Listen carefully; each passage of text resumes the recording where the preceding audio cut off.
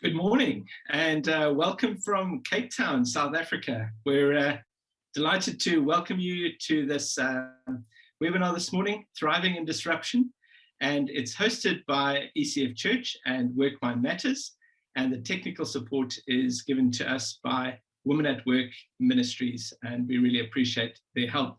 We really hope that you're going to have a super time today, that you'll be really encouraged, that you'll learn some things and gain some insights that will be incredibly helpful to you in the world in which we live today. We'd like to welcome Alison Hallett. She has a love for people and their purpose in life. This led her to study to be an occupational therapist. She's been running a practice for many years. Recently became very interested in the field of mental health and founded an organization, Work Mind Matters, which is really looking to help leaders to understand the pressures at work, to understand mental health in the workplace, and to help them develop skills and an environment that is really helpful and nurturing. She also works in faith-based organizations and schools and has been doing this for a couple of years. We also welcome this morning Dr. Mike West. He's a medical doctor, was a GP for many years, and most recently has been in the field of occupational medicine. He's a keen cyclist, although I believe not doing the Argus this year, sadly, Mike, very disappointed not to be partaking. He's married to Debbie, who's a qualified nurse, and he's a father and grandfather of a few little ones as well, and he's one of the elders at our church at ECF. Just to give you an idea of what we're going to cover in the first session this morning, we're going to understand a little bit about the impact that stress has on our well-being, especially considering the circumstances and the disruption that we've faced in the last 18 months. We'll then take a short 10-minute break, be a chance to stretch your legs, to have a comfort break, and to also post any questions that you might have that we'll look at a little bit later. And then finally, we're going to go into a second session with Alison, and she's going to give us some practical tips and insights to help us better manage our stress. We'll then go into a Q&A session with Alison and Mike. Just a couple of housekeeping items. On the bottom left-hand corner, you can adjust your audio settings, and also we just ask that you keep your system on mute. Then there's also a section for chats. Just introduce yourself, use that to make any comments that you would like to through the sessions, and then you'll see a section there that says Q&A. Please post any questions you might have into that section, and we're going to try and address as many of those as we can later on. Well, with that, we look forward to hearing from Alison, and I'm going to pass you over to her. Thank you. Good morning, everybody. This is such a privilege to be here. I'm looking forward to the session today. Good long 2 hours. I hope you're stocked up with a few snacks and a cup of coffee to keep you going. But yeah, looking forward to the session, and I think it couldn't be a more appropriate topic to be speaking about at the moment in the midst of where we are at.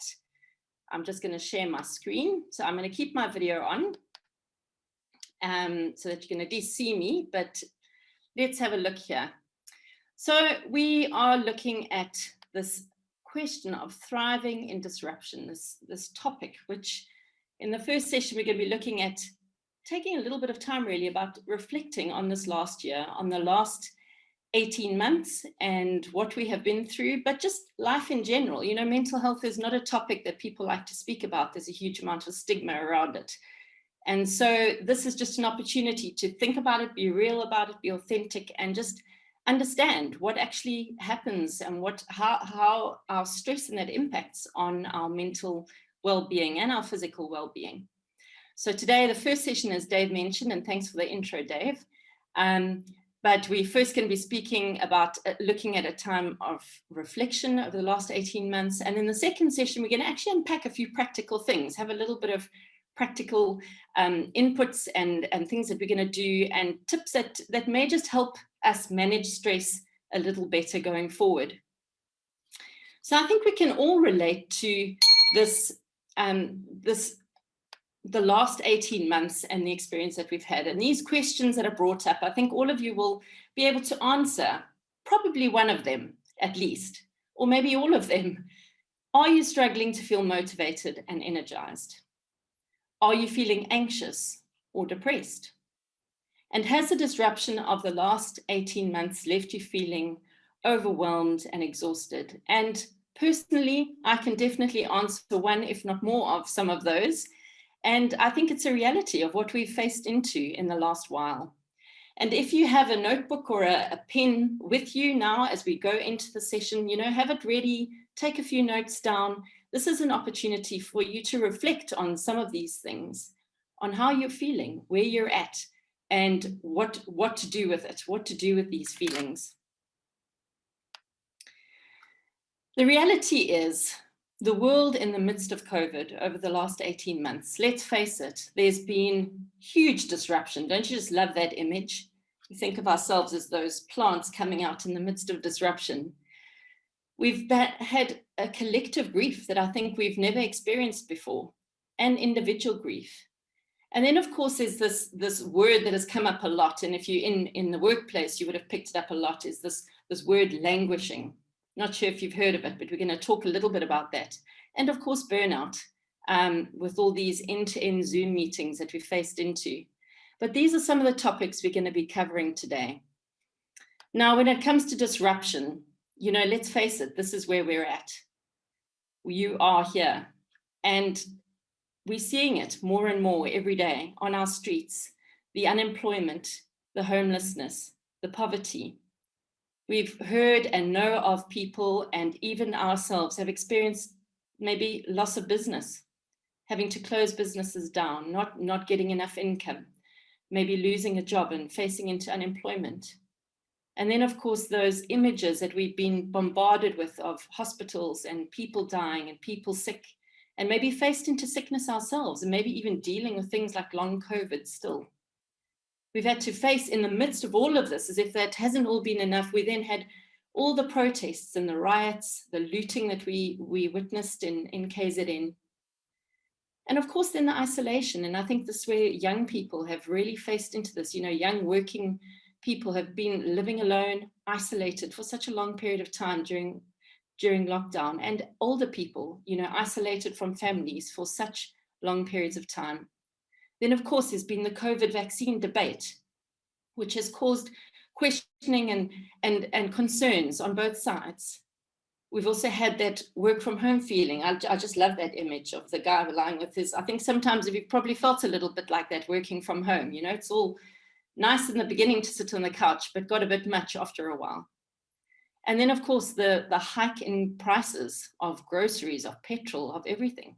These are realities. This is the disruption that we have faced into. And it's not that these haven't always been there, but this has really been a disruptive time in our history and in our times.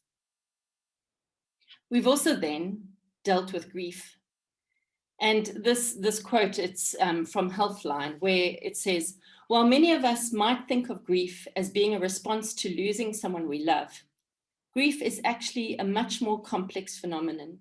Grappling with any kind of loss can involve a grief process, even if that loss isn't exactly tangible. And the reality is, this process that we've gone through, these experiences that we've experienced, especially in the last 18 months, have been so real and have been a period of immense loss on many fronts. There's been the loss of loved ones. I'm sure we know of people who have passed away, who've been close to us, or have had people within our very families who have died. We've had the suffering of other loss, as I've mentioned in the other images, the loss of employment, the loss of relationships because of being apart for such long periods of time. The loss of just normal way of life, and in many ways our freedoms during lockdown of having, and the freedom of just walking without a mask, without having to sanitize every 2 minutes. These are huge losses, which we haven't really had time to think about it because it's almost been a process. We've been in a period of shock. It's like, what is this? I remember Dave saying to me once, is this really happening? Like it feels almost surreal at times. And I'm sure you can relate to that as well. That pinch yourself, is this really happening? And then, of course, there's this anticipatory grief. And this is what is about the looking forward and kind of not knowing what does the future hold.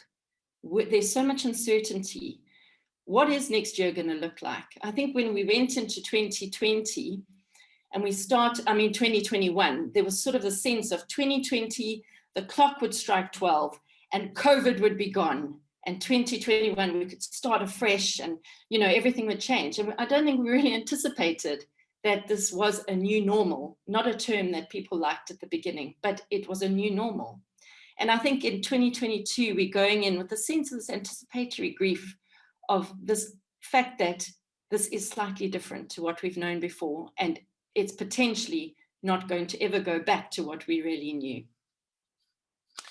It's also important in the midst of grief to be aware of the stages of grief that people go through, because grief is very personal. And no matter what loss you have suffered, it's not a defined road for anybody.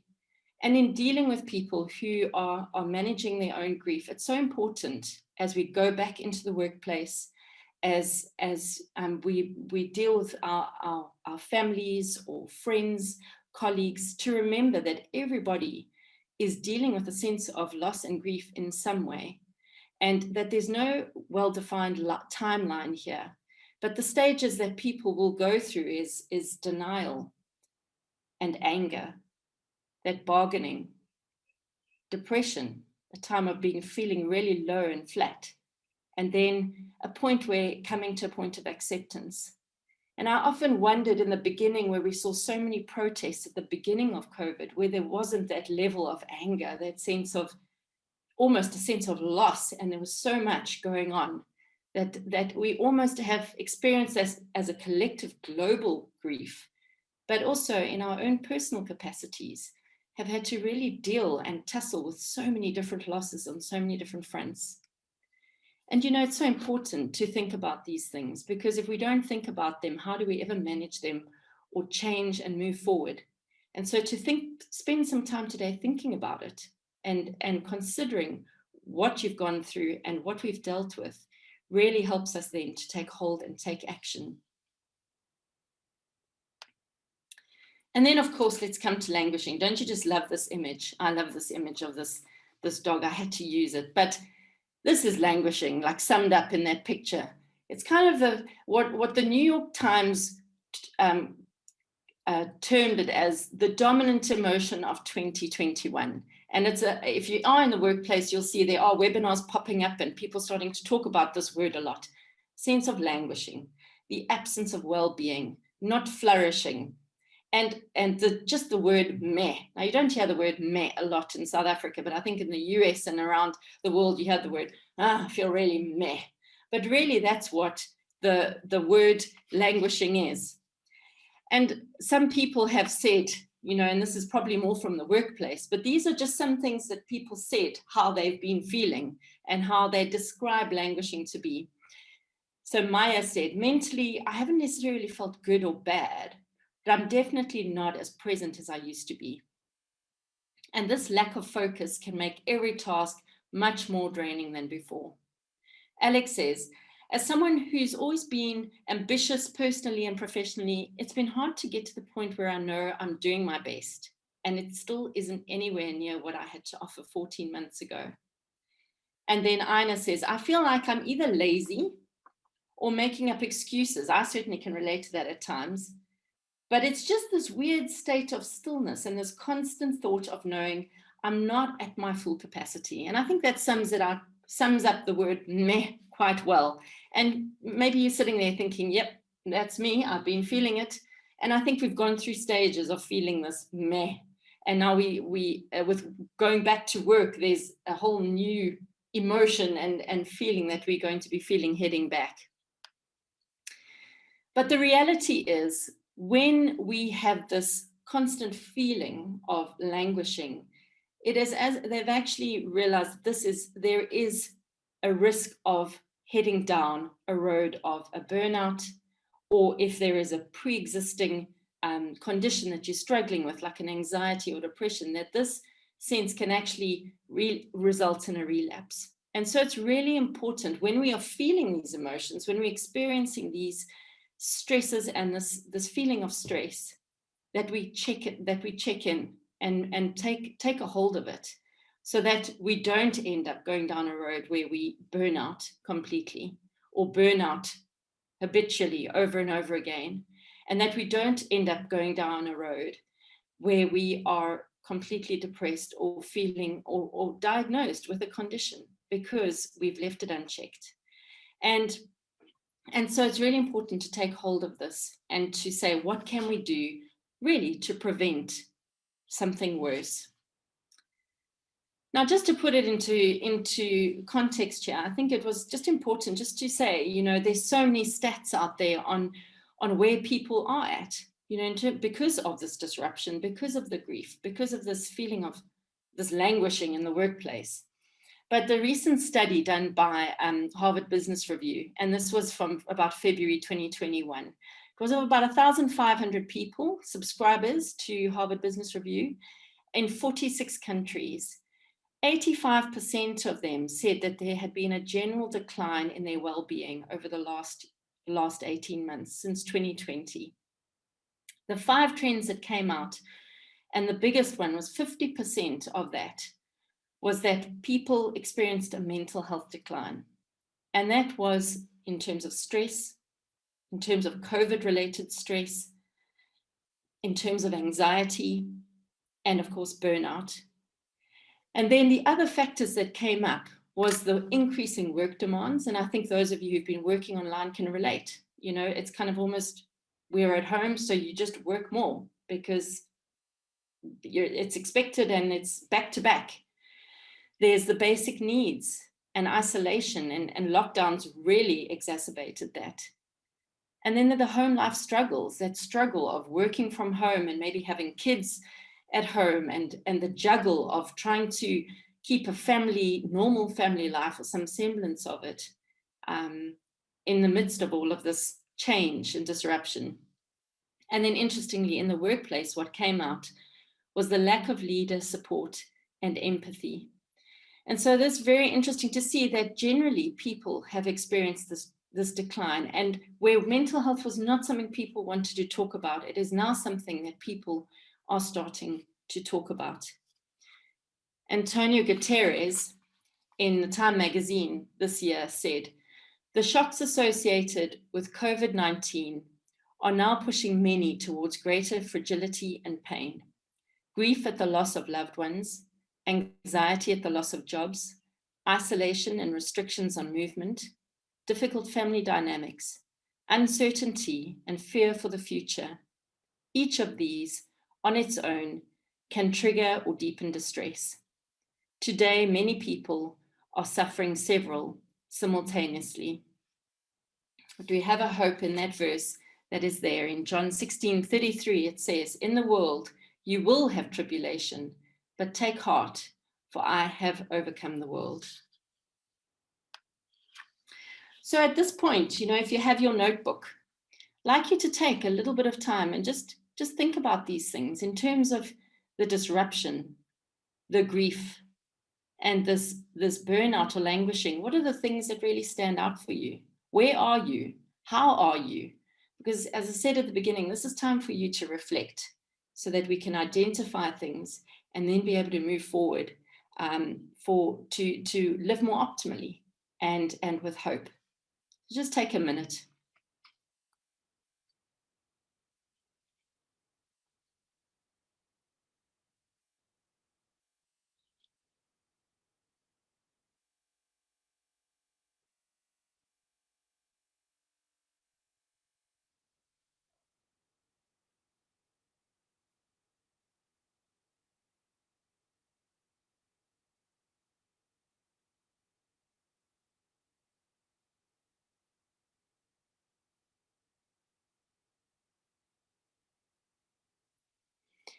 And I encourage you as we go on, you know, these are questions you can go back to and reflect on them through the day, through the weekend. You have a bit of time now on the weekend to really take yourself apart and set yourself some time to really reflect on these things and to work out the things that you potentially need to change or find hope in. Now, I think it's important at this point just to, you know, if we're speaking about mental health, and obviously because of the stigma, there are a lot of question marks around it, and people are scared to speak about it because it feels uncomfortable. But I think the reality is, as we've seen, with the languishing, with the chronic stress of being under ongoing stress, is that is one of the risk factors or causes that can result in a mental health condition developing, like an anxiety, generalized anxiety, or a depression, or a post-traumatic stress disorder. But there are other factors that are also important just to remember, that this is a multi-system thing, if that's the right way of putting it, but it involves a whole lot of factors in people's lives. And one of them is inherited traits, family history, and predisposition toward, an anxiety or depression. I think we all know what we may be a bit more anxious, and the other person may be a bit more, tend more towards getting a bit more low. The other one is early childhood trauma and neglect. It's incredible in my one-on-one work how we see how childhood trauma and neglect can really have an impact later in life on a person's mental health and their ability to cope and their thought processes. Traumatic brain injuries are another cause or risk factor for mental health conditions developing. Loneliness and isolation over long periods of time. And that's, interestingly, after lockdown, I think people really felt it, which is why we're seeing this more and more. Then, of course, the spiritual factors. We can't ignore the fact that there are spiritual factors in the midst of a mental health condition that may be something that need to be dealt with. There are also, sorry, I just want to move there. I just want to move this. And then, of course, the chronic stress. And then, of course, significant traumatic events. And that is something that I think our medical, certainly staff, have dealt with enormously at this time. There's the use of alcohol and recreational drugs, something that also has increased dramatically during this period of time. And then, of course, chronic medical conditions that can also be a risk or a cause, a risk factor or cause for a mental health condition. And I think it's just important to put that out there and say, your mind and your body work together, your head and your body work together, and there are multiple factors. It's not something weird out there. A mental health condition is something real, and it's about dealing with it. And so as we look at stress now, we're going to focus really on stress and managing stress, because that's where we can prevent something from getting worse. And now I love these images because I can relate completely to the acute stress one. So we're going to look a little bit at acute stress, but really focus on the chronic stress. Now, acute stress is a little bit about, it's a stress response, which I will share with in the next slide, but it's a stress response at that moment.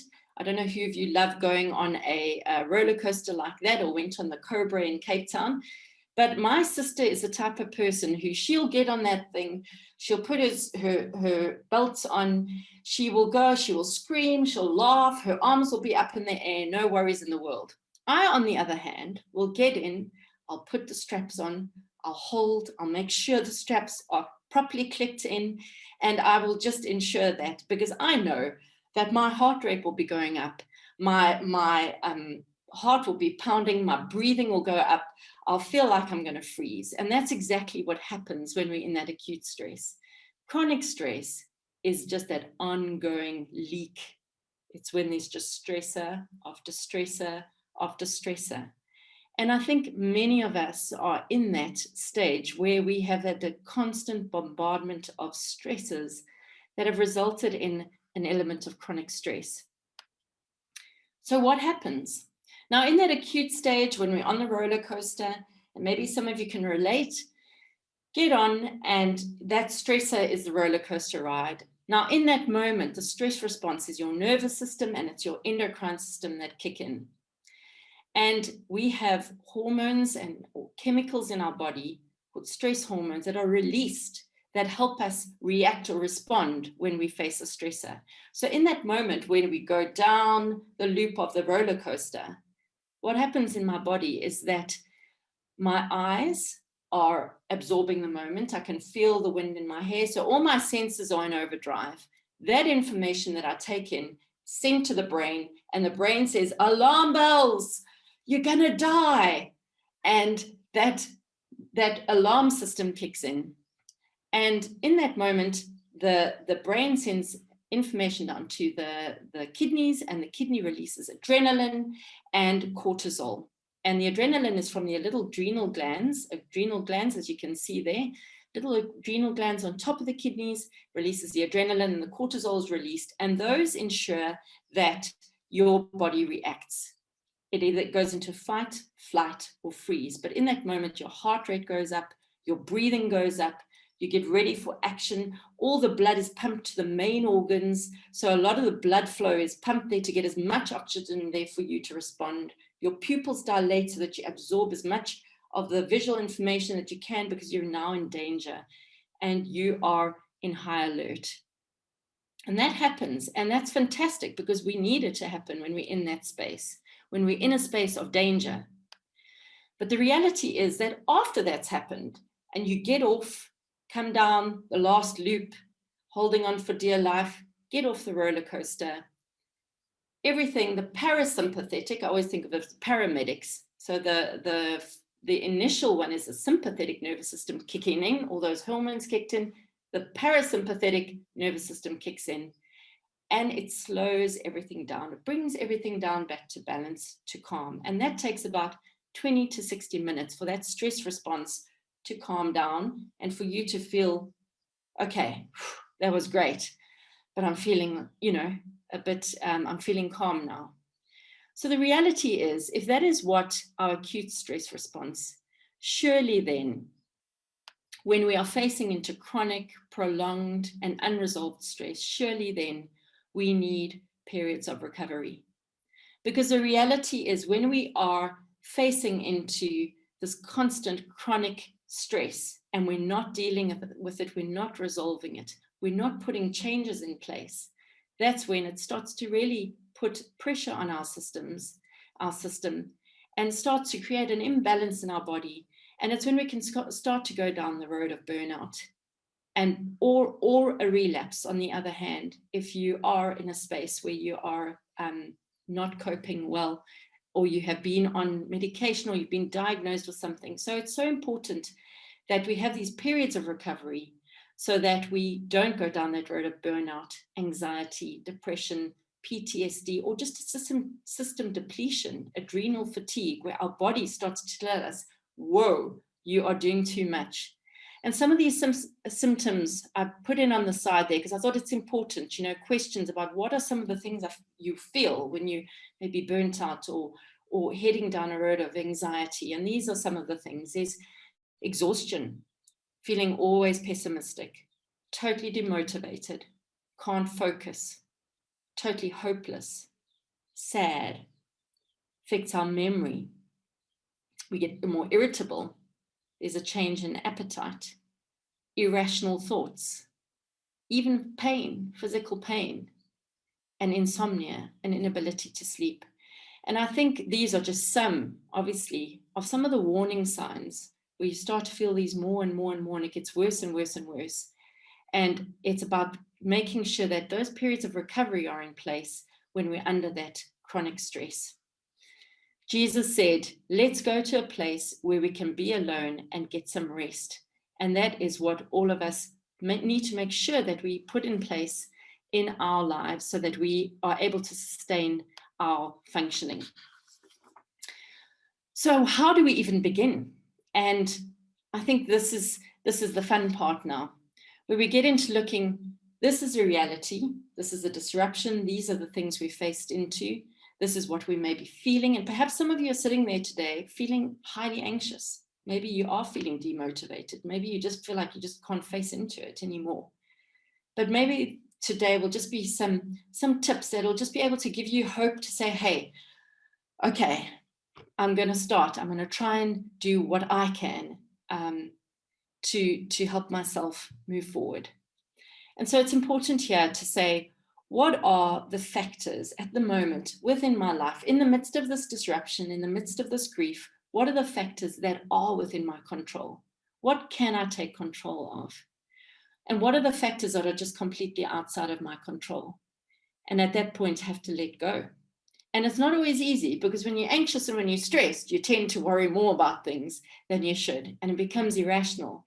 So it has to be really intentional about thinking, what are the factors that are within my control? Now, there are some very interesting things, and I've loved studying this over the last while about looking at what are some of the things we can control. And really, our self-awareness is not something we really think about often. We think we think about it, and we think we know ourselves well. But number one is considering our self-awareness. Then our self-regulation, which I've popped in there and not going to focus on it a lot. But then really on self-care. It's not about selfish self-care. This is about looking at yourself, where you're at, what do you need? It's about the acknowledging, and the steps of acknowledging is part of self-awareness, acknowledging where there are areas that are problematic, or that you're struggling, or that you're experiencing symptoms, or you're pushing too hard, accepting that you may be not coping too well, and then taking action. Because when we do go through that process, it helps us then to take action. So self-awareness is very interesting.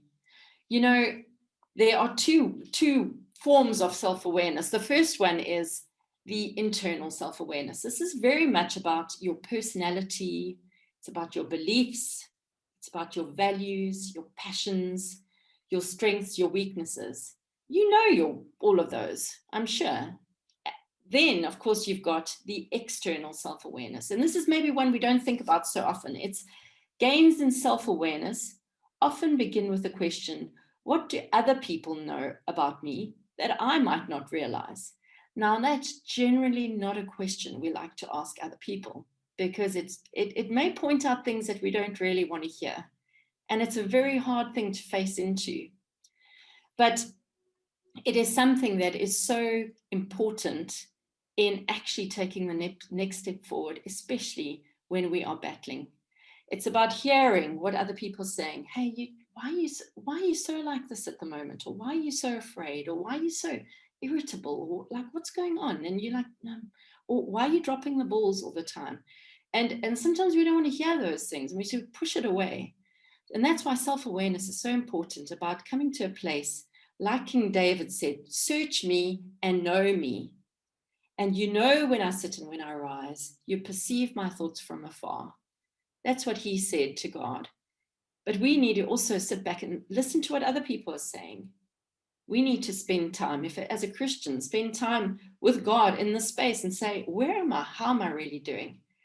And internally, we need to spend time to look at these things and say, who am I? What do I believe? What do I value? What are my passions? What are my strengths and weaknesses? How do I move forward? This is a very interesting study, and I had to put it in because I found it so fascinating. But Tasha Eurich, she's an organizational psychologist, and she also is an author for New York Times and a researcher, but she got really interested in this topic of self-awareness. And she did a study on a group of people, and I won't go into the detail of it, but I just wanted to give the basic idea of this. She did a study on really checking out how self-aware people were and are. Now, what she found was, as we're all sitting here probably feeling the same, now I know myself, is that 95% of people believe they are self-aware. But when she actually started to do the study, and they did a whole research, you can look it up actually, they found that actually only 10 to 15% of people were genuinely self-aware, were genuinely willing to hear, genuinely aware of their own values, strengths and weaknesses, all those things that I mentioned in terms of self-awareness. And so just 1 minute, because I don't want to run out of time, but take 1 minute and think about those two things in terms of your internal self-awareness, your values, your strengths, your beliefs, your purpose, all of those things. Spend 1 minute thinking, where am I? And then also ask that very hard question of, at this moment in time, where I'm at, how are others perceiving me? What is the impact that I'm having on the people around me? So take just a minute to do that. And you can get your notebook or piece of paper and pen and spend some time in that.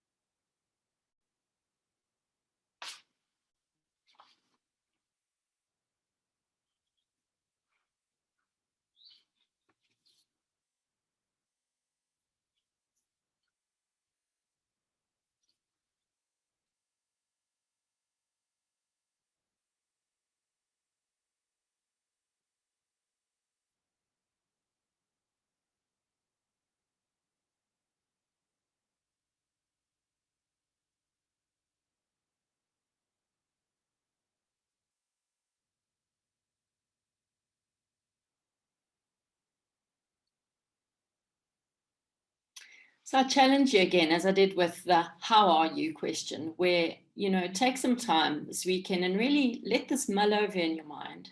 Be aware of your interactions with others. Be aware of where you're at. It's so important that we have the self-awareness, so that because of the way that it impacts on ourselves and also on our relationships with others.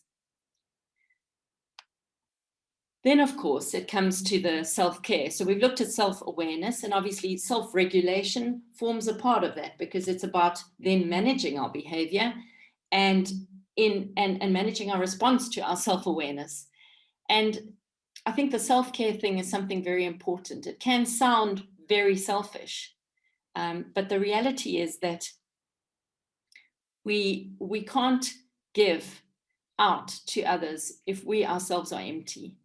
And so often I think we are so pushed to the max that we don't have a lot to give out in the end. And I think also in the space of where we've been in this period of disruption and grief and the languishing, that we've almost become insular. But it's often in giving out that we receive so much more back as well. And so this looking after ourselves and taking care of ourselves is really, really important. We've been given these bodies and this life, and so we to honor that and use it, and take care of it. The 5 pillars that I've focused on today are our physical self-care, our emotional self-care, our spiritual self-care, our intellectual self-care, and our social self-care. And I love this quote by Brené Brown. It's just great. And I think we could relate to it even more, I think, in 2019 before COVID hit, because it was just this constant go, go, go, go, go. I remember thinking, how do we sustain this pace of life before lockdown hit us? But it takes courage to say yes to rest and play in a culture where exhaustion is seen as a status symbol. So often we say, oh, I'm so stressed, I'm so tired, I'm so exhausted, I'm so overrun. And it's almost a status, wow, you're like such a busy person. But actually, we've got to really take care of ourselves so that we can be more effective in the end. And so I just threw a few things out there to think about in terms of all these pillars of self-care. So in terms of physical, it's sleep. So very important. Sleep is a time when toxins are removed from the brain. It gives opportunity for a download of all the information that we've had during the day. And it's a time for restoration. So sleep has taken a huge knock. They call it coronasomnia, but it's taken a huge knock during this time. Number 2 is diet. Don't underestimate the things that we eat and the impact that they have on us. Exercise, those endorphins, just to get the mood up, to get the oxygen flow, getting into nature, and making sure that there are holidays. And that sums up really physically. But there are a multitude of other things, like in terms of our physical self-care. Are you taking care of your body? Are you putting in to your body what is going to benefit it in the end? Emotionally, it's things of friendships. Spending time on your own, but also spending time with people. And this has been difficult, hasn't it? There's been a lot of fear, and you sort of, there's this juggle the whole time. Do we do it? Don't we do it? How much? How many people are we allowed to? And that's placed a huge strain on many friendships. But you know what? Pick up the phone, call somebody, reach out. If you're in a place where you're low and you're battling or you're really anxious, reach out, because that's a time where you will get encouraged. For those of you who are in work, who are leading in a role of leadership, or, a life coach is just so valuable, because it just helps you to have someone to bounce off outside of your immediate work environment or home environment. You've got someone externally to reach out to, and then support groups. If there are people or support groups that you know of, if you're struggling with an addiction, if you're struggling with all these things, reach out and find a support group who are going to give you the emotional support at this time. Then, of course, spiritually, your faith, invest in it, grow it, reach out to others, join Bible studies or groups or a church, or in terms of your faith, reach out and find a place where you're going to be fed spiritually. Your purpose, think about it, consider it, be aware of it, and keep it in your mind as you and take care of it. Make sure that you know what your purpose is and where you're going. And then find somebody, in terms of a spiritual self-care, find somebody, an accountability partner. It's not an easy road out there. And so find someone who's going to hold you accountable, who's going to keep you strong, and iron sharpening iron. Then intellectually, a big one, especially now, in terms of when it's been working from home, back-to-back Zoom meetings, boundaries have been blurred between home and work. So make sure that there are boundaries in place. Put your boundaries in place. There's that saying where if someone questions your boundaries, there's all the more reason to have a boundary in place. And then learning is a good way of managing stress, learning a new skill. Take yourself, do something completely different. And then make sure in the workday, especially intellectually, for your brain, for your mind, cognitively, give yourself little micro breaks and macro breaks. And this is something very passionate about. I could go on, but I'm mindful of time. And then, of course, socially, as you know, find yourself a hobby. Be hospitable, reach out where you can. It doesn't have to be a big group in COVID. It just means inviting one person over. But it's taking that step out socially. In terms of self-care, these are such important things to be aware of, that we're taking care of ourselves so that we are able to be effective in the work that we have to do. And as I mentioned earlier, you cannot give from an empty cup. If your cup is empty, then everyone around you is going to miss out on the wonderful person that you've been created to be. Then finally, and you know, I've touched on this a few times, but this is a Roman poet who said, "Take rest. A field that is rested yields a bountiful crop." And so it's about physical rest, it's about emotional rest, but it's also about spiritual rest. And I hope that verse below brings you great comfort as spiritual rest, but that physical rest of taking the breaks, the micro breaks, the macro breaks, is just so important for us to be the effective people that we, and to fulfill the purpose that we have. And so that really brings an end to this first session. And, you know, I think it's given us each time to reflect, to think about where we're at. And I hope you've had that opportunity to think about be honest with yourself, because in that being honest, it gives you the tools then to say, okay, now I can take action and move forward. And what I would like to just ask is, before you come into the second session, please would you grab some form of food, just something small, like a raisin or a little sweet or a strawberry, something small that you can eat. We're going to do something a little bit interesting in the next session. Over to you, Dave. Well, thanks so much, Ellie. So much there for us to think about, and actually quite a privilege to just take a little bit of time to reflect. And I think that's part of the self-care that you were talking about, just taking time to think about these things. We're going to take a short break, time for you to get a coffee, a glass of water, have a comfort break, stretch your legs, and then we're going to be back to start with the next session. And Ellie's going to be taking us into some practical steps. We're going to practice some of them, I think, so hence don't forget your little thing to eat, and we're going to enjoy that next session together. Take a moment also, if you've got any questions at this time, to put them into the Q&A, and we're going to look at those right at the end of the session. And then finally, just a quick plug now, at ECF over the next 3 weeks, we're going to be looking at the topic of what the Bible says about mental health, and we're going to be covering off some really interesting topics. If that's something that you'd like to join us, you're welcome to join us online. The details you can find at ecfchurch.co.za.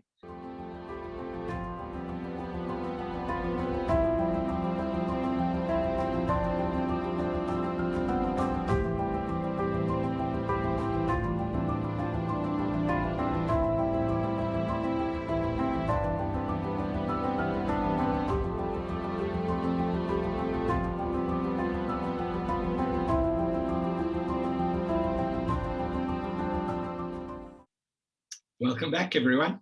Hope you had a good little break. And again, thank you for joining us and investing this time with us this morning. We're going to be going into a session 2 now. Alison is going to take us through some real practical tips. So I hope you've got your little snack ready.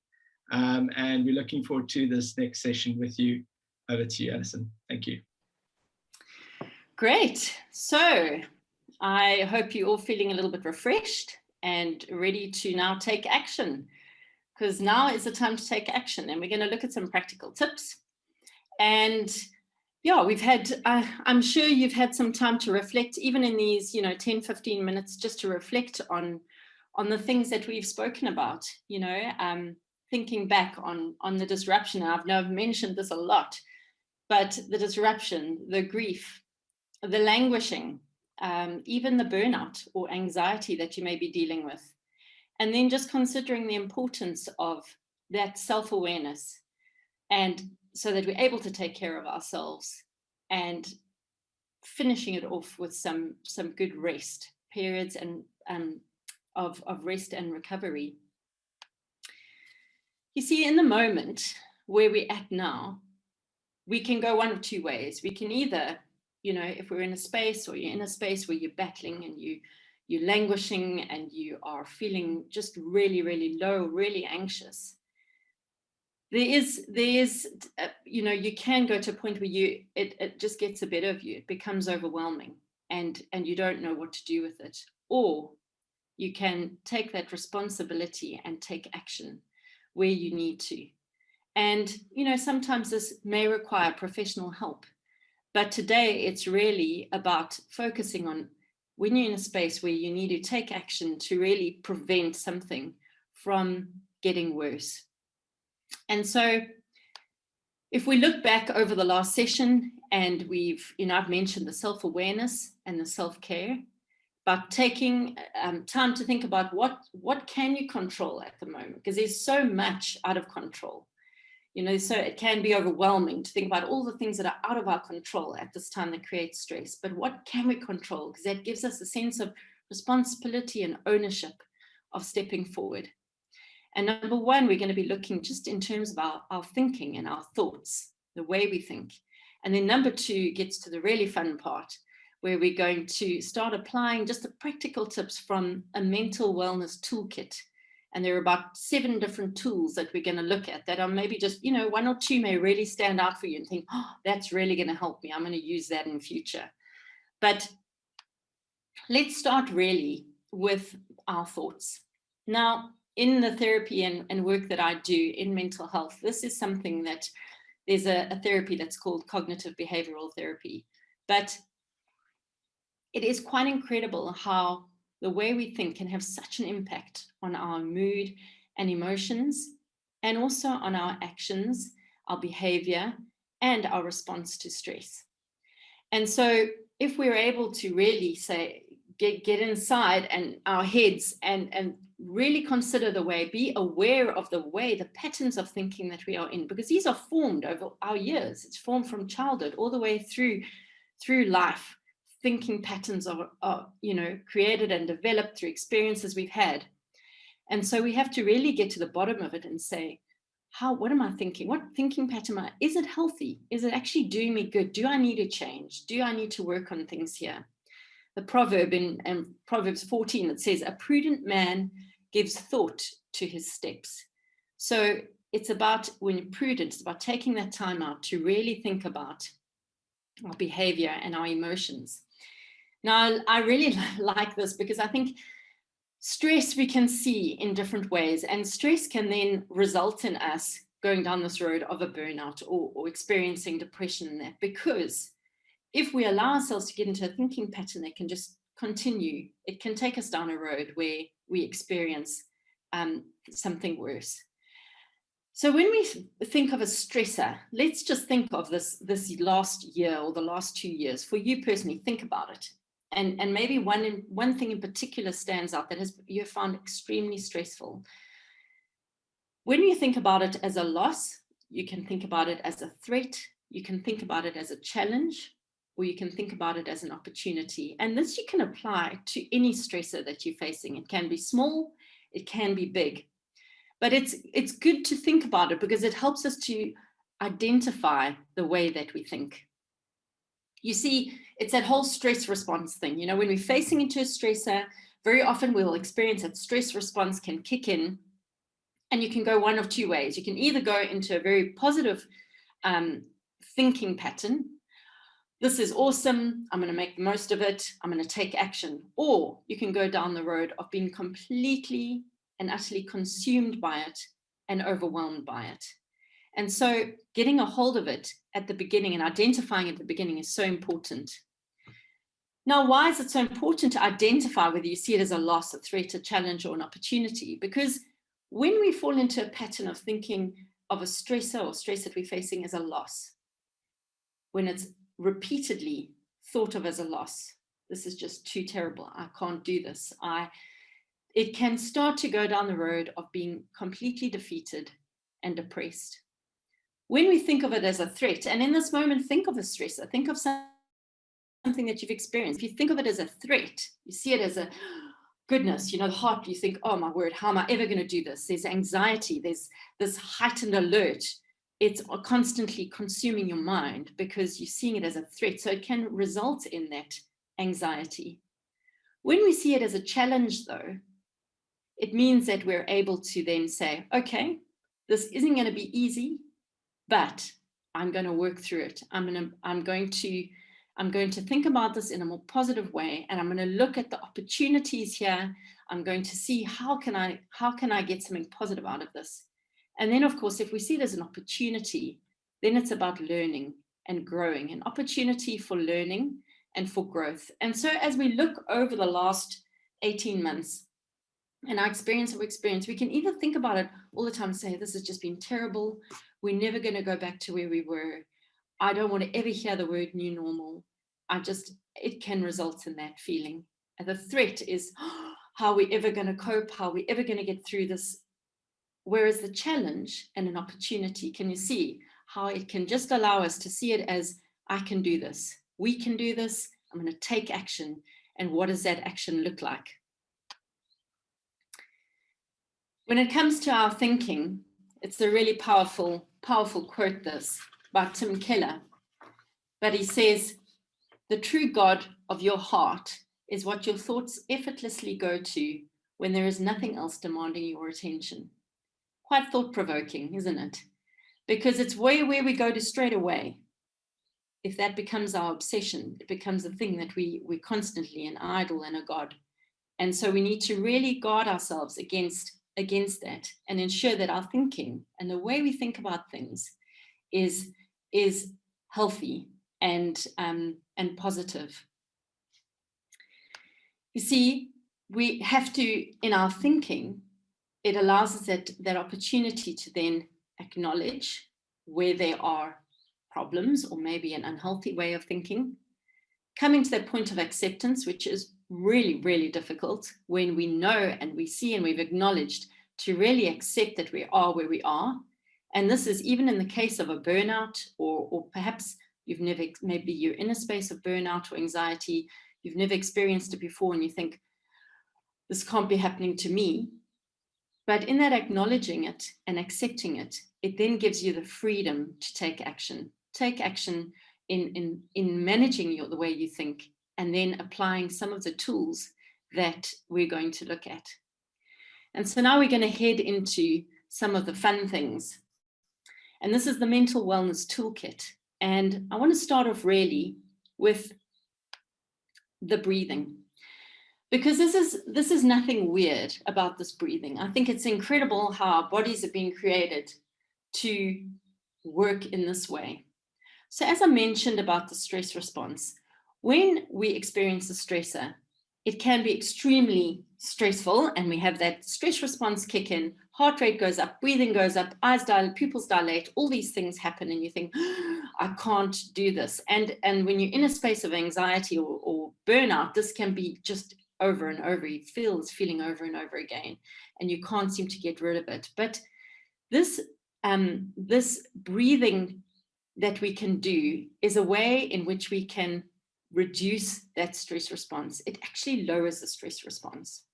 So we're going to do an activity quickly, which I think is very helpful just to prove this.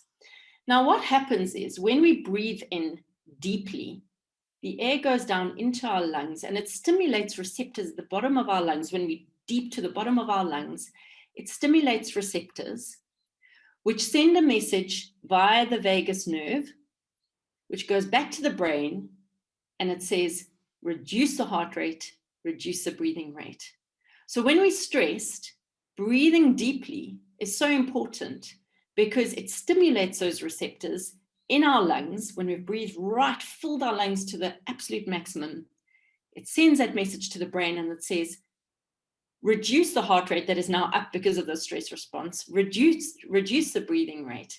And so physiologically, it actually is a mechanism in place, which is just amazing, I think, that it actually is a way in which we can also bring that stress response down when we're in a space where we're struggling. And this is a fantastic thing to even teach your kids if they have to go into an oral or they battle with public speaking, or even if you battle with standing up and speaking in front of a crowd, or if facing into something really stressful, a job interview, or to practice this brings its stress response down to a place where you feel like, okay, it does it physiologically, and that's an amazing thing. All right, so at this point, I want you to sit back comfortably, close your eyes, and just listen as I share this with you. So we're going to breathe in through your nose, because when you breathe through your nose, it goes to a greater surface area in your body, into your sinuses, down the back of your throat. If it was in your mouth, it just goes straight down your throat. But in through your nose, it's a greater surface area that it covers and the oxygen is absorbed. You're going to focus on the breathing from the abdomen, filling the lungs. I want you to put your right hand at the bottom below your rib cage on your diaphragm. And I want you to hold it there and take a deep breath in and then breathe out, and feel your hand lifting as you breathe. So you breathe in through your nose and out. And you can breathe through your mouth as you breathe out as well. So breathe in for 3 and close your eyes and focus just on your breathing. Focus on the air going in and breathe out. And in doing that, you're stimulating the receptors, stimulating the vagus nerve, and your brain is getting that information. All right, now you can relax. And I'm going to now time you. What I want you to do is for 1 minute, I'm going to time you. And I want you to count how many breaths you take in 1 minute. So breathe just normally, no deep breathing, just normal breathing. And breathe for 1 minute with your eyes closed, starting now. And count your breaths in and out. 1 breath is 1 breath in and out. Starting now.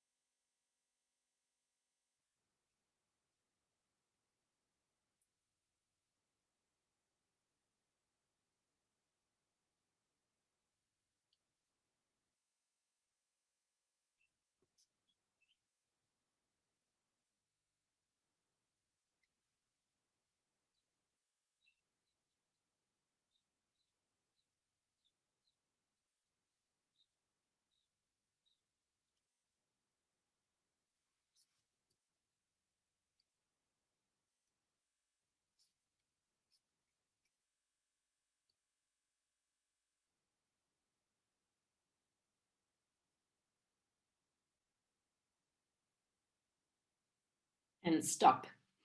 Right, my 2 guinea pigs. Dave, how many breaths did you take? I took 8, I think. I was almost falling asleep. I had to just keep remembering to count. Okay, was that 8 in and out? 8 in and out, yeah. Okay, Mike?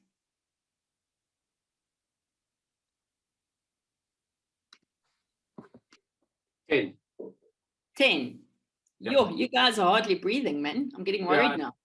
Maybe a little bit of a conscious overriding there. Yeah. Okay, well, we'll see.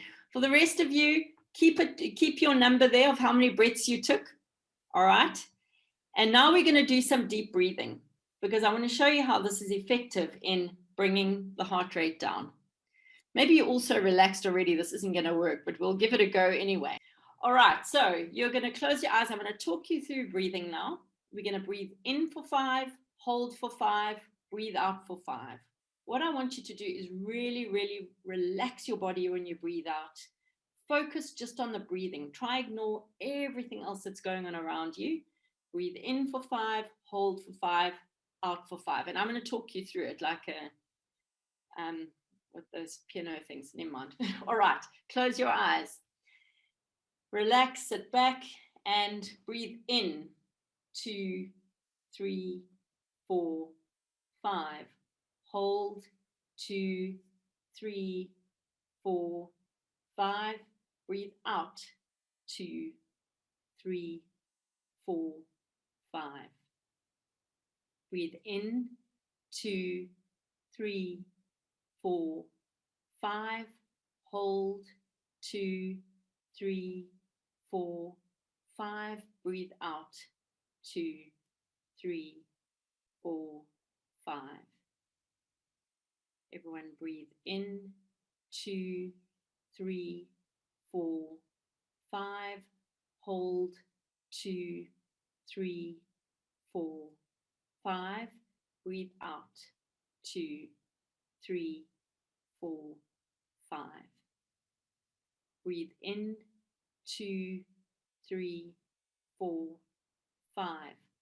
Hold. 2, 3, 4, 5. Breathe out. 2, 3, 4, 5. Breathe in. 2, 3, 4, 5. Hold. 2, 3, 4, 5. Breathe out and relax. 2, 3, 4, 5. Breathe in. 2, 3, 4, 5. Hold. 2, 3, 4, 5. Breathe out. 2, 3, 4, 5. Right, now keep your eyes closed. Now I just want you to breathe, and I'm going to time you again for 1 minute. Everybody close your eyes and breathe for 1 minute and count the number of breaths again, starting now.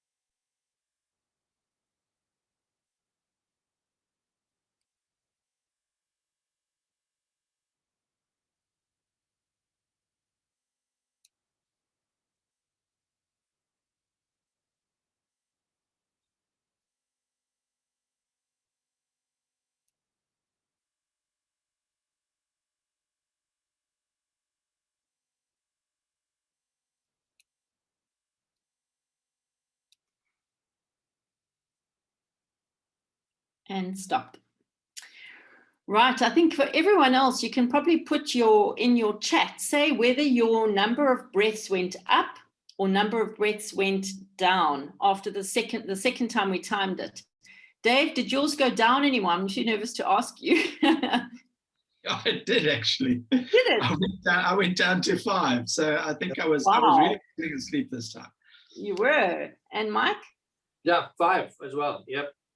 Sure. Mm-hmm. So if you see in the chat, I don't know if you're popping in the chat there, but what it does is, this is physiologically, it reduces the stress response. So it brings a whole system down to a period of calm. And so I think it's really a fantastic thing to use. You know, you're sitting in a meeting and maybe you're experiencing some anxiety. You can do this. Obviously, you're not going to sit back, close your eyes and breathe like that. But you can even just, while you're sitting there, apply the breathing, because it will just reduce that response. So tool number 1, and something that I hope will be helpful for you if you are battling with some anxiety and stress. Tool number 2, and this is where you can get your strawberry or your raisin or anything that you've brought to eat at this time. And this is about being present and in the moment. And, you know, it says in Matthew, who of you by worrying can add a single hour to his life? Now we know that. We know that we shouldn't be worrying all the time. But sometimes it's hard to be present and in the moment. And sometimes it takes a little activity like this just to bring us back to just being present and in the moment. So I want you to take your strawberry or your raisin. And again, I just want you to now focus just on that piece of food that you have. Have a look at it. Look at it. Absorb the color. Look at the texture. Like, look at it in you like you've never seen it before. And think about it. This may seem strange, and it's a conscious thing to just look and focus at it, focus on it. Now take it up to your ear, close your eyes and move it around just in your fingers and listen. Close your eyes and listen. Just move it around in your fingers, listen to the sound.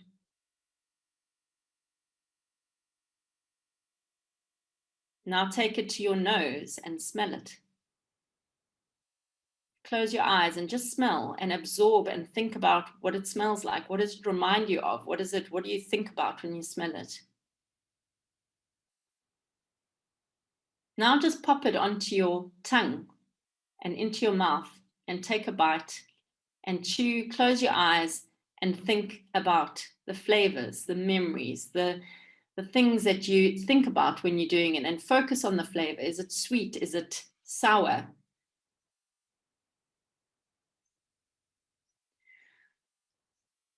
So the reason we're doing this is because so often we lose out on the moment. We lose out on today because we're so busy thinking about the past or thinking about the future. And so often it comes back to that thinking process and pattern that we can get into. When we think too much about the past, we can start to ruminate. You know, it's a bit like, oh, it's been such a terrible time. The last, while has been. And that's not to say there haven't been challenges. So I'm not undermining that by any means, but there can be times where we start to ruminate and allow it to consume us. We have regrets. And that over a period of time, like the languishing, without being unchecked, if it's not checked, it can result over a long period of time. We can start to go into a depression if we really, with other factors involved. With the future, if we're thinking about the future all the time, then we start to get stressed about the uncertainties, the expectations that we have, that anticipatory grief. I really want it to happen. I don't know if it's going to happen. And if we're constantly in that space, then we and can become anxious. Whereas if we are just focusing on the now, just for today, just be happy and focused on today and enjoy what life has for us today, it then removes those two extremes and it keeps us balanced.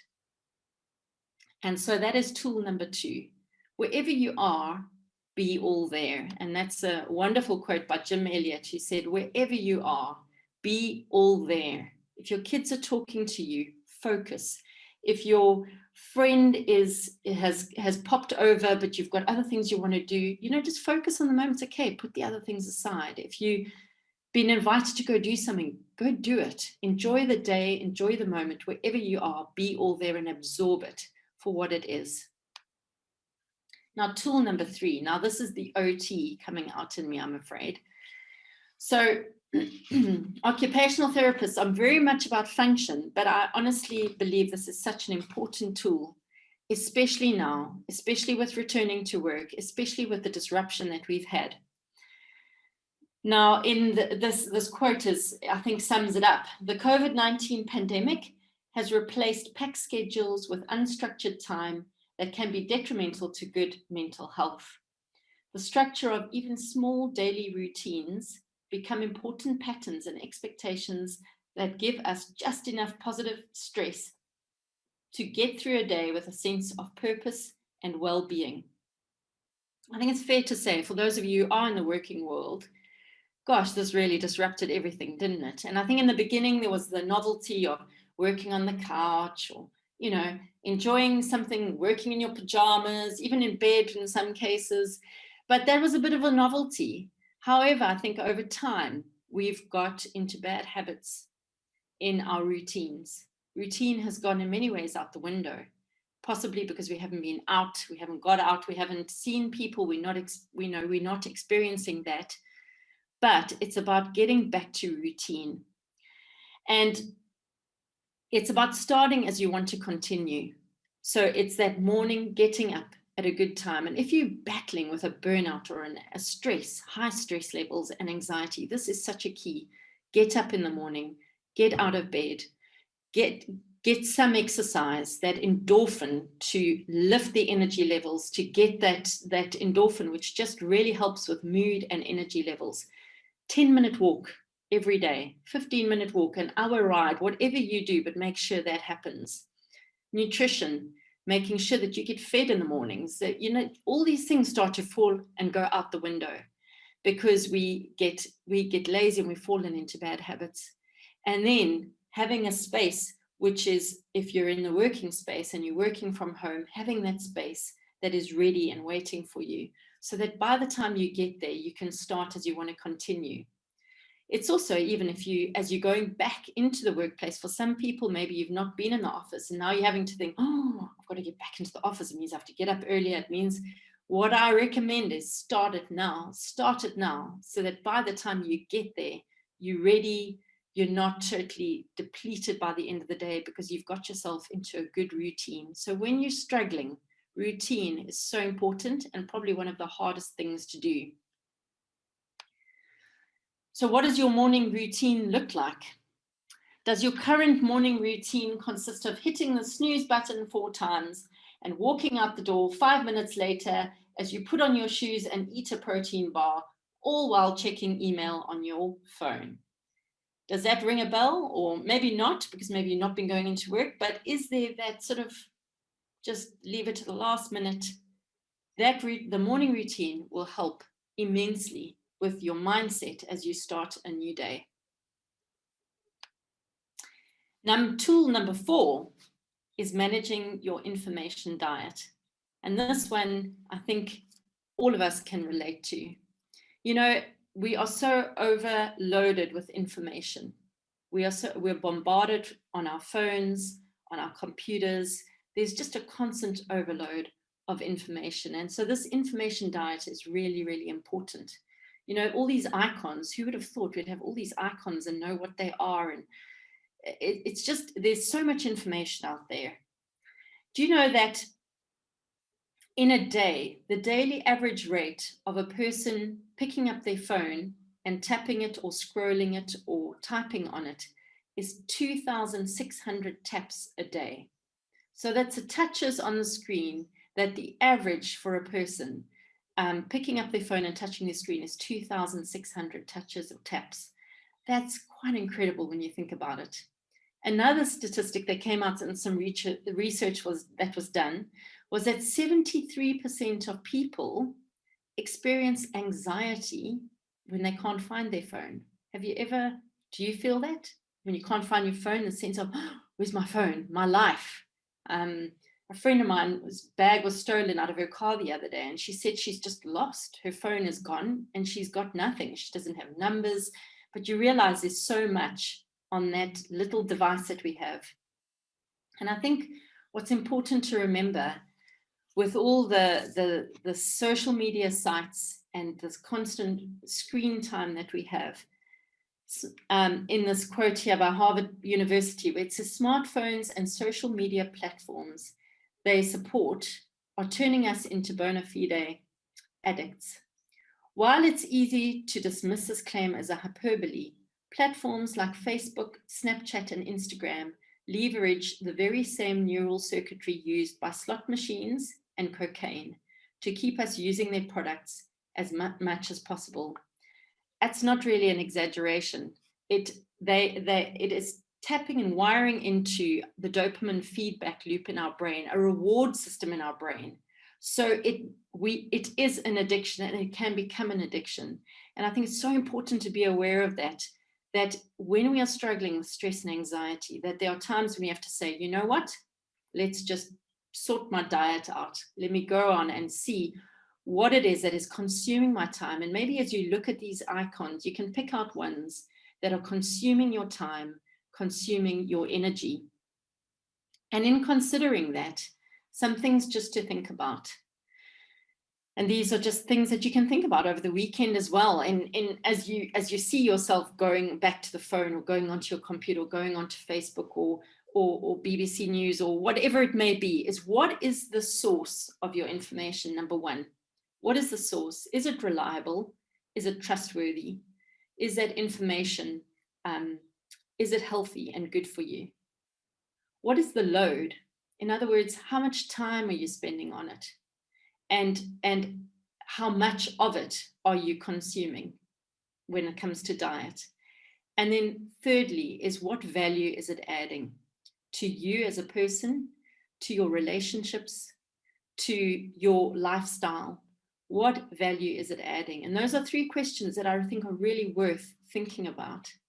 In recent research, also again, I know I refer to Harvard Business Review, but they have a lot of good material. And then this, it says, being part of the always on culture, this is what people have found over in research they did over the last year or two, is being part of the always on culture often led to higher stress levels, greater work-home conflict, more distractions at work and home, and increased difficulty focusing. There's a very interesting thing called, which a psychiatrist has identified, and he's in the US, but it's called ADD. So, sorry, not ADD, ADT.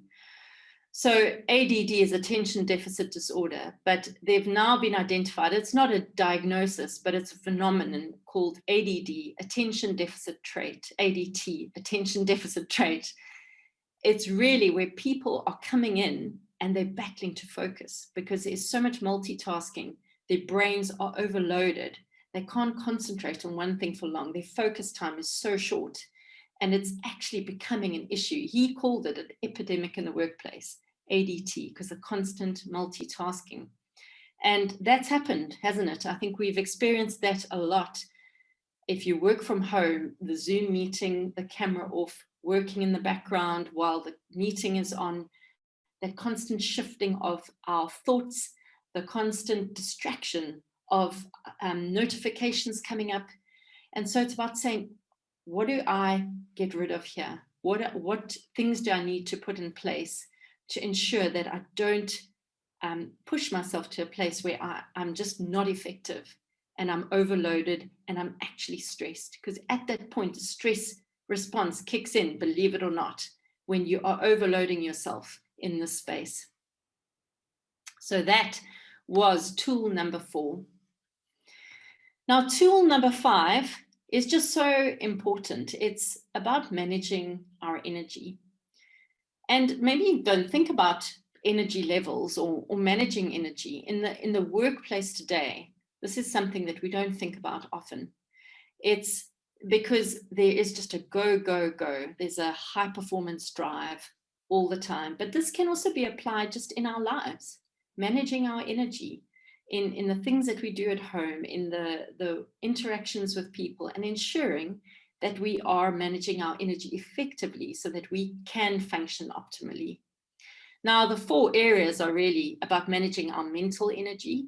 That's our cognition and a lot about work, really. You know, this constant distraction of giving our brain time to absorb, to be present just in this moment right now, as we've practiced with the strawberry. It's about managing our physical energy. You know, that time when you suddenly realize you're getting irritable and you're not, it's that physical, it's possibly you haven't had a proper breakfast and you don't know why you're getting irritable, or maybe you haven't had exercise and you're just feeling not great. So that physical energy, managing that. It's about our emotional energy, you know, that getting the interaction, the social interaction of other people, being encouraged, supporting others, getting support, finding support, managing that energy and ensuring that we're getting that so that we are able to give out. And then finally, is the spiritual energy in terms of our value and our purpose and the things that make us tick. And so these are areas of energy that we can be aware of managing in our lives every day, and especially if you are in the workplace. And this which brings me to this, the Ultradian cycles. And Ultradian cycles are energy cycles, really, that are physiological, that happen in our body, that are important to be aware of. Now, maybe you've heard of Ultradian, you've probably heard of circadian cycles or, you know, all sorts of other cycles, but the Ultradian cycles, be interested to know if you've heard of this. But I think it's so valuable to be aware of this, especially if you're in the workplace, especially if you're struggling with stress and anxiety, because it just makes us, it comes back to that self-awareness. It's about taking a step back and saying, am I managing my energy well? Am I aware of time I'm putting into things? Do I need to take more breaks? Because would that help me perform better? So the Ultradian cycles happen continuously on a 24-hour cycle. But obviously when you're sleeping, they're not as active, but they are your energy cycles. It's almost like a boom and a bust. So it's a time when you start on a new job or a new task, or maybe it's the housework, maybe it's working in, you know, a job or project that you're working on that you know you've got to get done in the morning. And you have that period of arousal where it's like, right, I'm feeling energized, and it's usually at the start of the day, let's get going with this. And you reach the peak and you're getting it done and it's great. And you reach about kind of an hour and a half, maybe 2 hours. You know, obviously we're all different. So some people will have a slightly longer cycle, but this is the physiology behind it. And it gets to about an hour and a half and 2 hours, and suddenly you start to feel a bit cranky, or maybe you're getting like a bit of backache, or you need the bathroom, or you're feeling hungry, or this is where your body's actually saying, I need a break. I need a physical break, because our bodies naturally have these cycles. So if we're not reading and listening to these cycles, then we are just pushing ourselves into a space of stress. And it's just underlying, but it can tick away and it can accumulate, because you start to then just push it a little bit longer, and it's fine, I'll get to it later. And I think this has happened a lot working from home, certainly in the back-to-back Zoom meetings, where there's just been that constant pressure, never a break, never a chance to stand up, sitting behind a laptop hour after hour after hour without allowing the oxygen flow, without getting up, getting the exercise, without getting some sunshine, without having a good conversation with somebody. And so you hit that period of 90 minutes to 2 hours, and you probably can recognize this in yourself, where you just think, my energy, I need to take a break. And so when you take that break, what it does is it means that you're then able to go into the next hour and a half to 2 hours energized and ready to face it, because you have allowed your body the recovery time to face into the next one. So naturally, you will perform better. You will have the energy you need. You won't get cranky as easily. You're going to be able to focus better.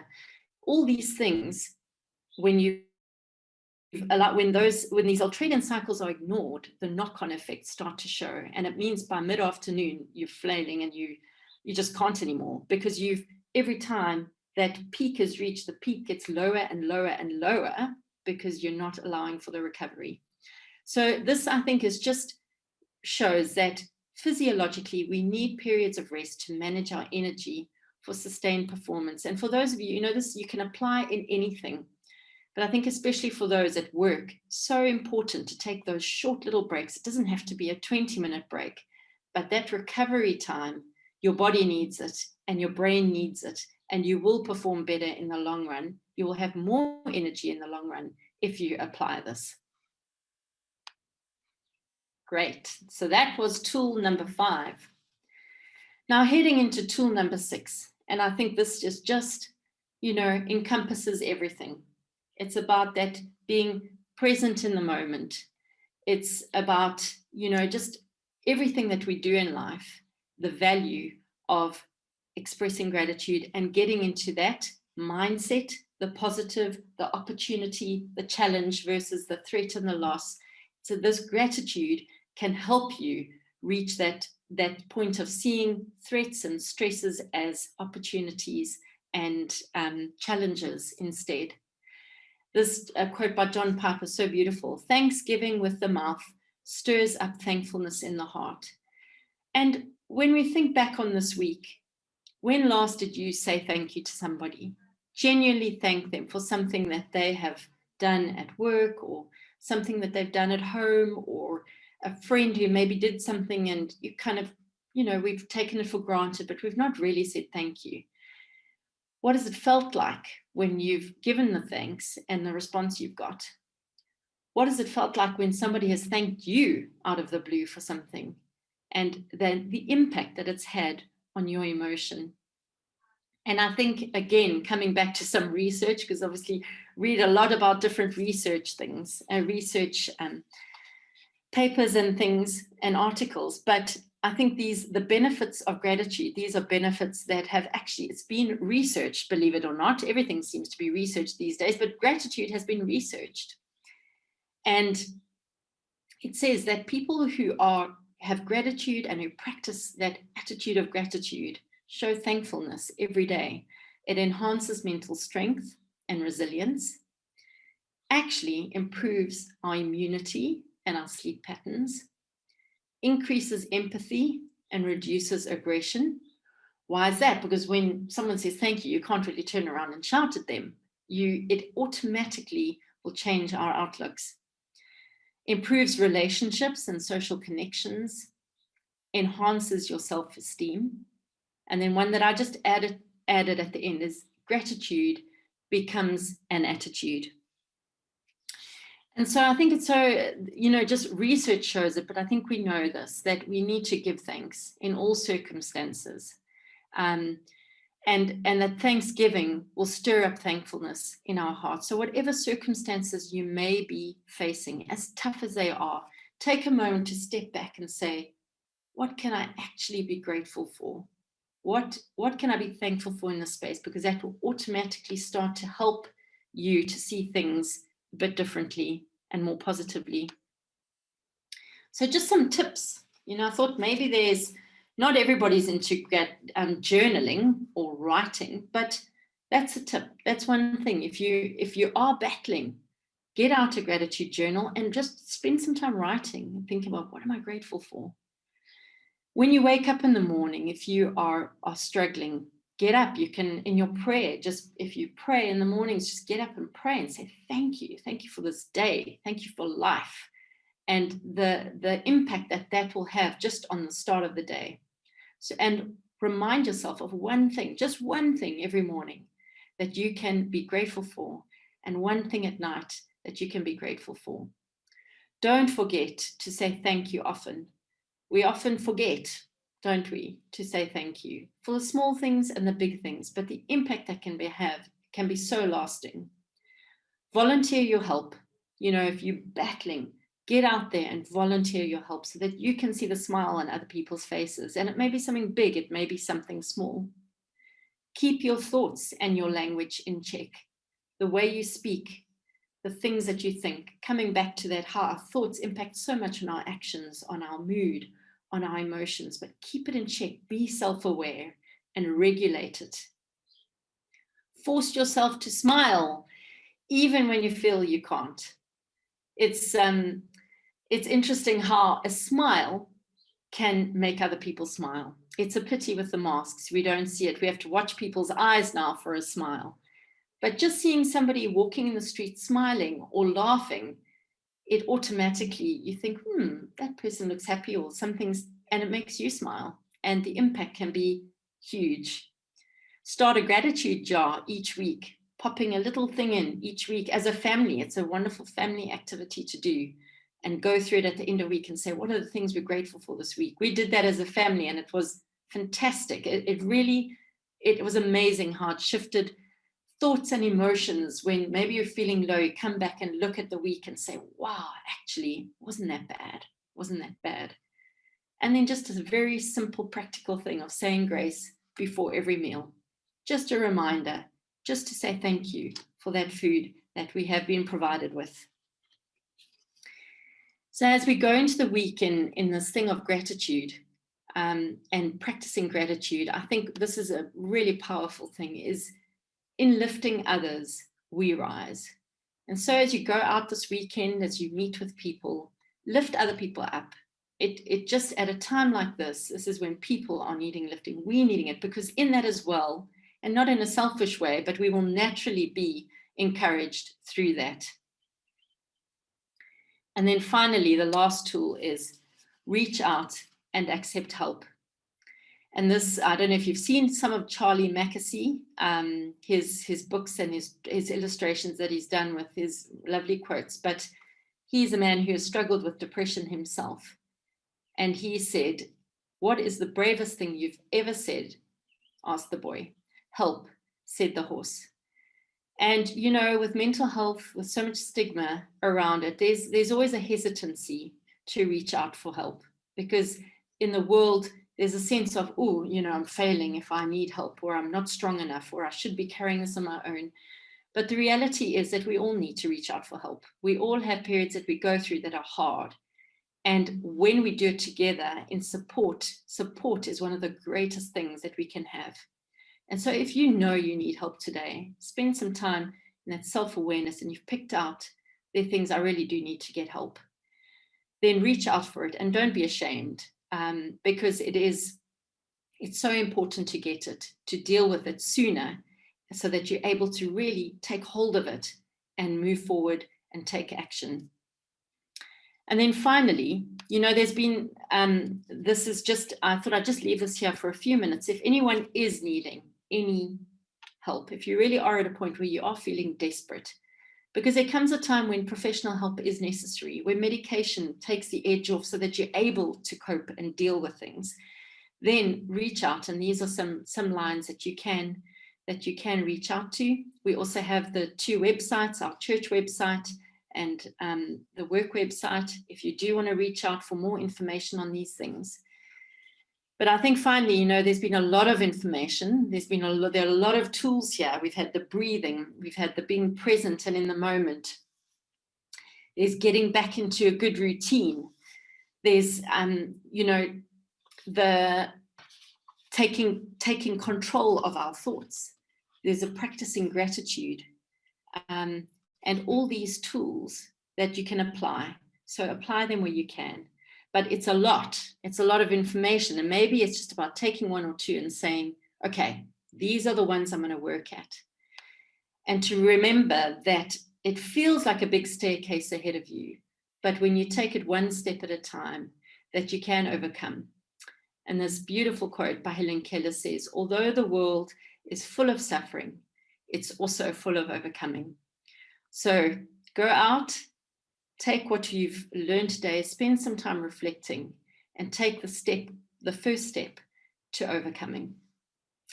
Thank you so much. Thanks, Dave. Wow, sure. There was some great tips there. Toolbox of 7 awesome things that you can do, and I really hope that you found that helpful. We're actually going to open up a little survey shortly, just with 3 very simple questions. Let us know if you found this helpful. Would you prefer these in person or online like we've done it today? And then also, would you like to learn more about this topic? Do you want to talk to somebody at ECF? So if you just take a moment to complete the survey very quick, it'll take you just a couple of seconds. That would be really useful to us and helpful to us. We're going to go into just a short time of Q&A now. We've got a couple of questions here, and just tick on the box there. You can tick to make your question anonymous. If you'd like your question to be anonymous, that's absolutely fine. But we've got a couple of questions for Dr. Mike West and for Alison today. So first one to Mike, what are some of the signs that your stress is getting the better of you and you need professional help? So that's just a question for you, Dr. Mike. Thank you. You know, it's one must equate it to a lot of things in life, like, for instance, a sports person or so. There's only so much you can do by yourself. And at some stage, you need to understand and read into your situation when you really need help? When do you need a coach? When do you need professional help in life? Now, we all go through, as Ali said, through different stresses and so on. And sometimes the body has time to recover.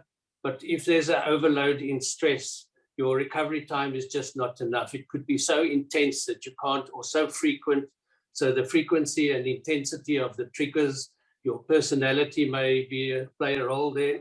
But at some other point, you stop functioning in life, and the stress is actually not helping you to cope better, but it's actually you're not functioning. And there's 4 aspects that is really affected by stresses and things. That is mood, your mind, your body, and your behavior.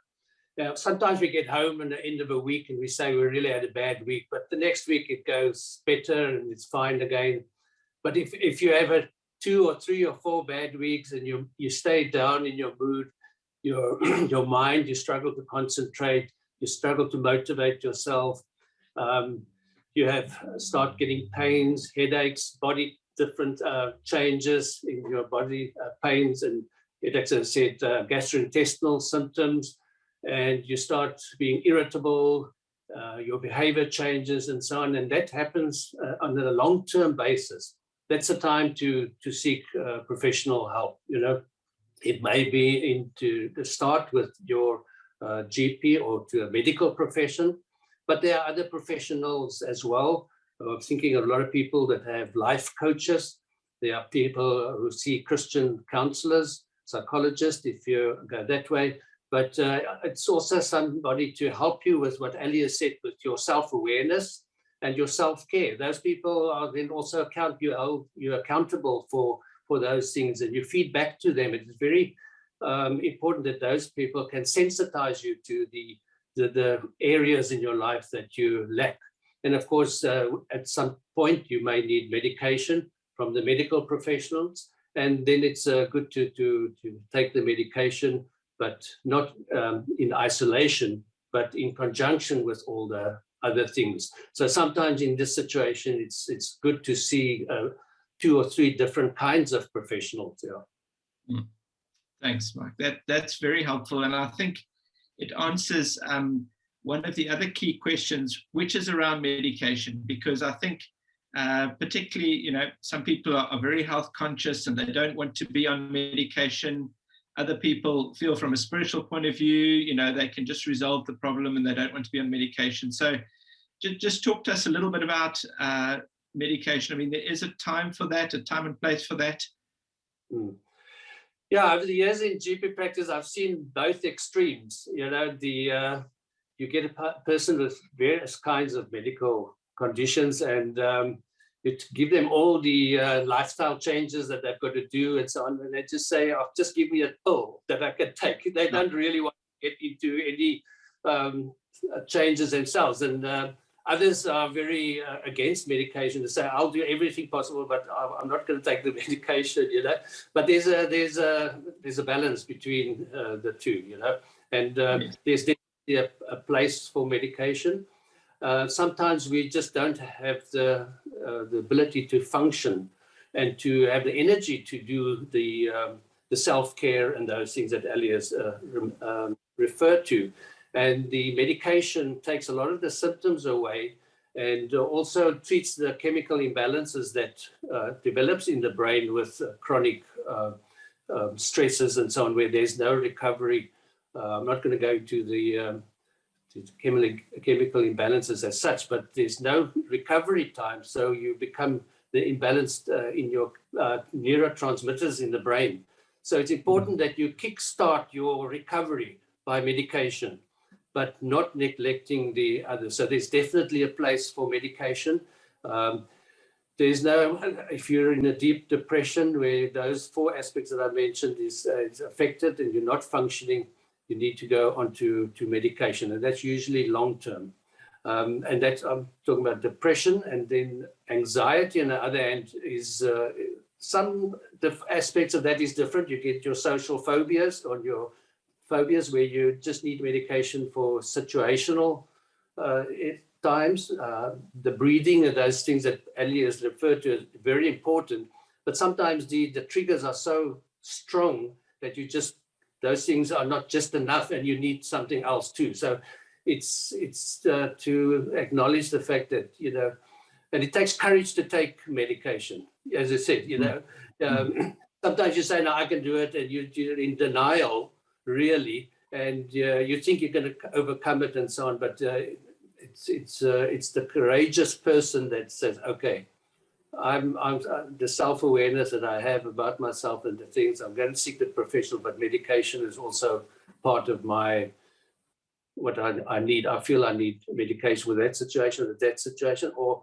I'm now in depressed, or you see your professional person that tell you've actually been diagnosed with a major depression, and there's no other escape but taking medication for that, and for a long enough time. And then all these things that Alice did are so important, because the relapses and so on, to prevent relapses in the future. It's you can go a long way putting those things into, but you need the emotional energy to kickstart putting those things into place.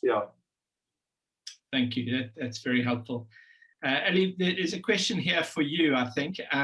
Question is, how should I cope with negative responses from friends and family regarding the choices I make around the vaccine? I think this is causing a lot of stress, and it, people feel guilty about it. And it's one of those things that's a real issue at the moment. There's obviously two sides to this, but it does put a lot of pressure on people. Thanks. Yeah, that's a difficult question because I think it is such a personal thing. I think the vaccine debate is extremely personal. And I think one has to really, if it is something that is really starting to impact on you mentally and emotionally, then it's about having to take a step back and look, what is the real trigger point? What is the thing what are the concerns for you? And perhaps it is about, actually going to just spend some time speaking to somebody about it who you really value and who you trust, who is outside of your family situation and environment, so that you're able to really be honest and put down on paper very objectively, what are your fears? What are the pros? What are the cons? What are the things that you are worried about? And so that you're able to make then that rational decision, and I think it is very much, there's so much debate around this.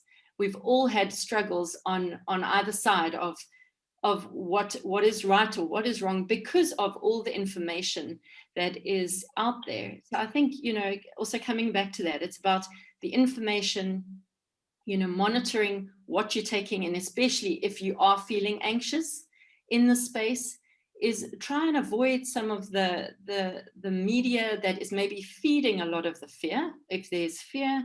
But I would say, find yourself someone who you really value, you can trust, and just go spend an hour or two and just say, look, these are the pros, these are the cons, write it out, sit down and think it through carefully, and make an informed decision that you are comfortable with, because ultimately you need to make the decision, and it's a very personal choice.